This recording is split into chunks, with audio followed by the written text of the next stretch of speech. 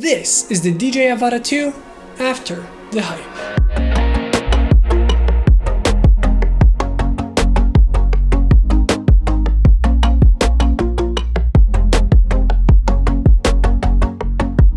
This is the newest FPV drone from DJI, and it's been around a month since its release, so how good is it after all of the hype surrounding it? I wanted to really quickly thank Megadron for making this video possible. They lent me out their drone, the motion controller, and the new goggles for me to test and see how I like it. Essentially, they made this video possible, so a very big thank you to Megadron. If you're interested in drones and action cameras and are ever in Poland, check out the link down below for Megadron. Once again, thank you Megadron for making this video possible. I have to say, I was really awaiting this drone. I was thinking about selling my Avata 1 for the Avata 2, hoping that it would be a stronger version of the Avata and making the other things that were not so good about it better. Essentially fixing the flaws in the first iteration and making this something a little bit stronger, faster, and overall just more stable. Ever since I started flying with FPV drones, I wish there was something like the DJI FPV and DJI Avata and something in the middle. And I was hoping the DJI Avata 2 would be something like that. But actually, it's far from it. For me, it's much more like the name suggests, Avata 2.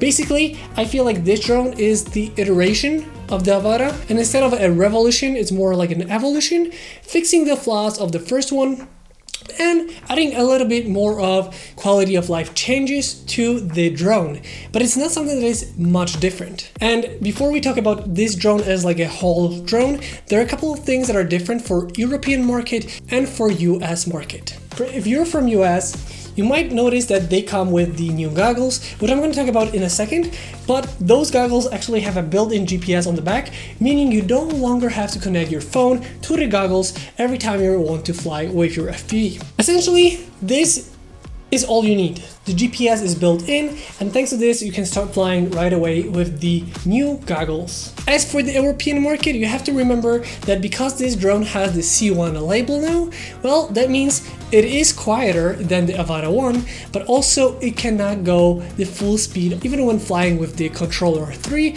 and the manual settings. You still cannot reach the top speed that you'll get outside of Europe. To get to the C1, they had to limit its speed, so essentially in Europe, instead of having about 95 or 100 kilometers per hour, you're going to be limited to around 69 kilometers per hour. Essentially meaning that this Avata 2 is slower than Avata 1 if you're in European market. And there is no official way to take that limitation off. So you have to be limited in Europe to lower speeds. So that could be something that could make or break your experience with this drone. Overall, the drone flies really similarly. I feel like when flying with this drone, it does feel really similar as to flying with the original Avata. It is much quieter than the Avata 1. Avata 1 overall is just so loud compared to this, a really screechy noise. This one is much less noisy, which is really nice because it just seems like a toy compared to the Avata 1. So for the people surrounding you, it's not going to be a problem. It's going to be like, oh, someone is flying in the drone, but not something so screeching and so loud.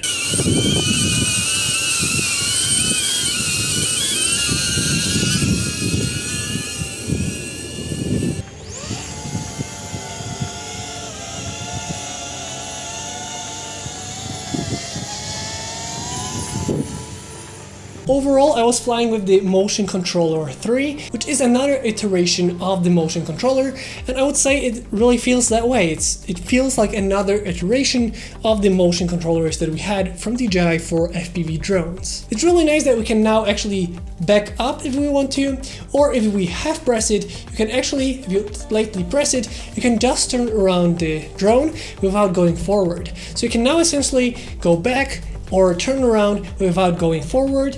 Also, you can use the joystick to go up and down and left and right.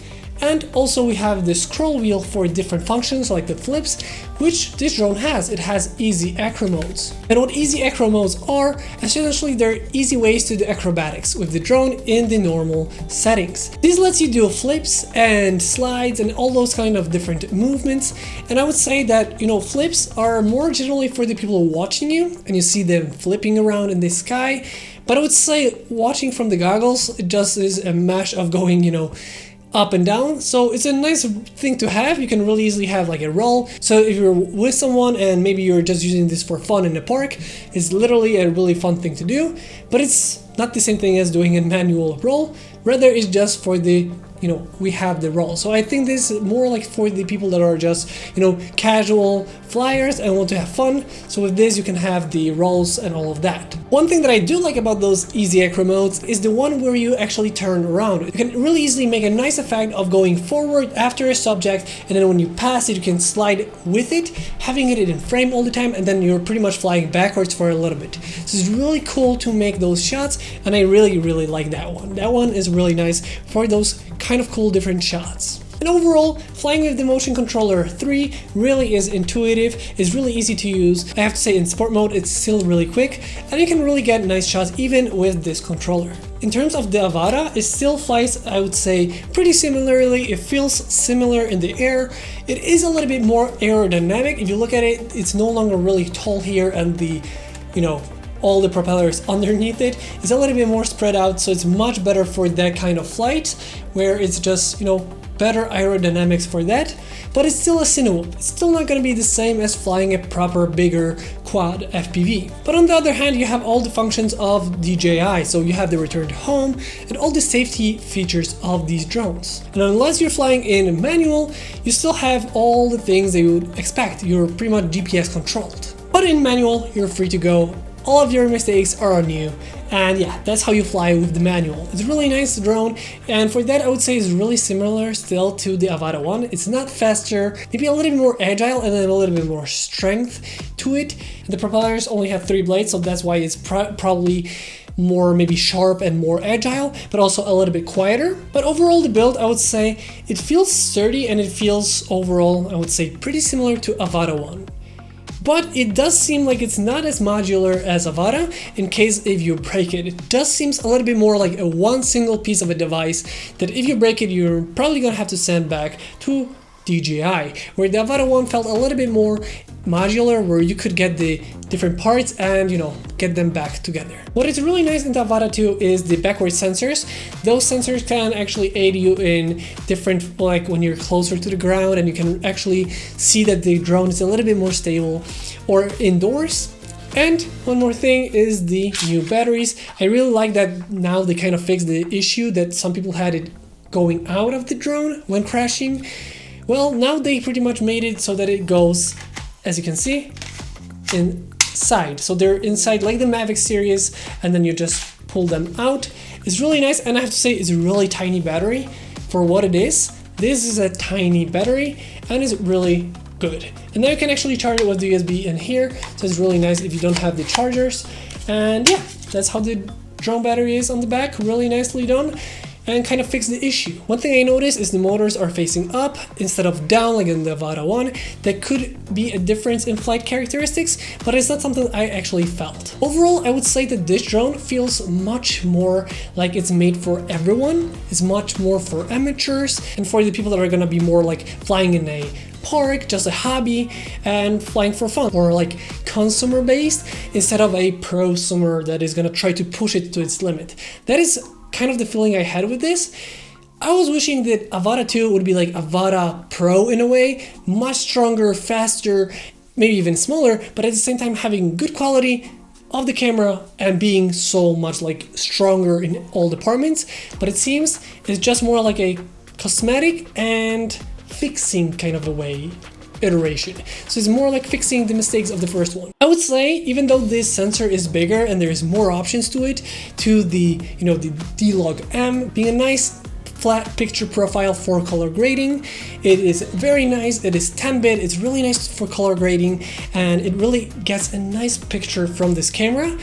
But I just feel like it isn't a huge revolution once again from the DJI Avata one. That's just the feeling I get from it, but is it really good? So it's not a bad thing too. It does have a bigger eye if you look into it, like the whole sensor seems like a little bigger, and it's supposedly bigger, so it makes sense to have a little bit bigger head.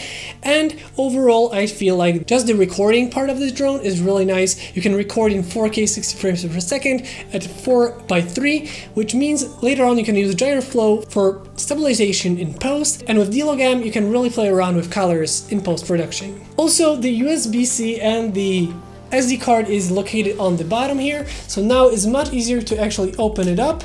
And now we have an opening here, which is much nicer than the Avata 1. It's much easier to actually get into it, connect it to an USB or get the SD cards out. It is just much more functional. But for me, the most exciting part about this new drone and the bundle has to be the new goggles. The DJI Goggles 3 are, in my opinion, a nice iteration of the older goggles, the Goggles 2 and the Goggles Integra. They took the part of Integra, which is the back side, which is really nice because it just sits really nicely on the back of your head. It is really comfy. It has the battery inside of it, so you don't really have to play around with batteries inside the headset itself or having like in your pocket. Like, it's really nice that you have it just on your back of your head, and that's where also the GPS is. So if you're flying in North America, you no longer have to have your phone connected to it because it has the GPS. So that is pretty much a nice thing to have. And for the people like me that prefer the older Goggles V2, well, they made a nice addition. You see, in the Goggles 2, I had a really hard time getting just both of the screens in nice format for my vision, my eyes, my face shape, and they now made it so that you're no longer pressing up against your bones and your eyes and your nose to get to the screens. Now, actually, there's just, as you can see, it's flimsy.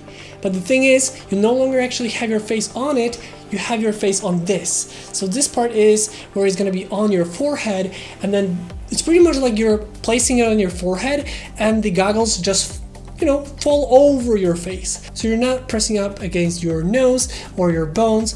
This is pretty much where it's touching, and then here you just see it, so it's very nice and not so uncomfortable. At the same time, I feel like I see the screens much better on this model, which is nice for people like me that had some issues with the other one. Overall, I just love the goggles. I love the usability. It's so easy to just put on and have them on, and now I can see perfectly without no problems. You can slightly adjust from the headpiece here. You can slightly adjust it to back and front depending on your face, so it's really nice. And there's still the OLED screens, so they're really nice. And better yet, if you have any problems with vision, you can turn around the knobs here and make them, you know, different for different eyes. So if you have any problems with vision, maybe you're far-sighted or short-sighted, you can correct it here, so it's really nice with corrective lenses. You also have the SD card slot here. You can actually move around the lenses wider or closer to each other, and overall is a really nice addition. And there is one last thing that these goggles have, is on the front you can actually see two cameras.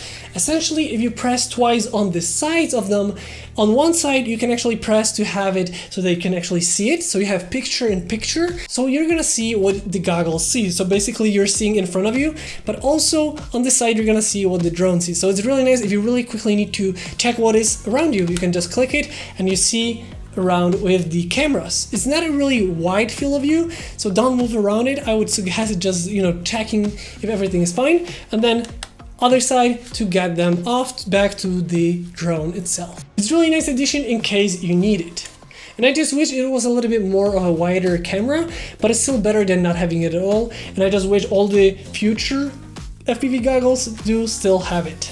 Overall, these goggles are great. They're really amazing and I'm really enjoying it. I think they fixed a lot of problems with the Goggles 2 and Goggles Integra with this model, and I just love it. I feel like this is the way to go. It's much more comfortable, I can really see clearly, and the OLED screens are amazing. Overall, I'm really satisfied with the Avata 2, but I would say it's much more like an evolution instead of revolution, and especially here in Europe, it's really kind of hard to recommend it if you already have the Avata 1, because now you're limited and there's no way to officially take off the speed limit if you wanted to fly a little bit faster. So you're pretty much limited by the C1 category, and other than that, the drone is just nice. It's really nice, it's really flying more agile, a little bit more sharp, but also it feels the same. You kind of feel like you're flying the thing you've been flying for some time now, so it's really a nice feeling of being home pretty much, but also something a little bit fresh. One thing I wanted to say is I did see some people have problems in manual of it flipping like the Avata 1, so if you're doing the sharp turns, there's still a chance of it flipping down and hitting the ground.